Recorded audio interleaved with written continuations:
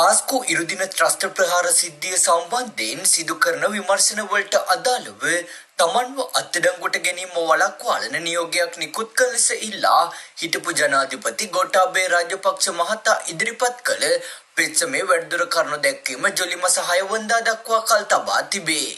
මෙම පෙත්සම අද අභ්‍යාචනාධිකරණයේ සභාපති විනිසුරු රොහන්ත අබේසූරිය සහ සරත් දිසානායක යන මහත්වරුන් විසින් අභ්‍යාචනාධිකරණ විනිසුරු මඩුල්ල ඉදිරියේ මෙලෙස දෙවන දිනටත් කැඳවනු ලැබුවා. ඒ අනුව අද ගෝඨාභය රාජපක්ෂ මහතා වෙනුවෙන් පෙනී සිටි ජනාධිපති නීතිඥ රොමේෂ් ද සිල්වා වැඩිදුරටත් කරුණු දැක්වීම සිදු කරන ලදී.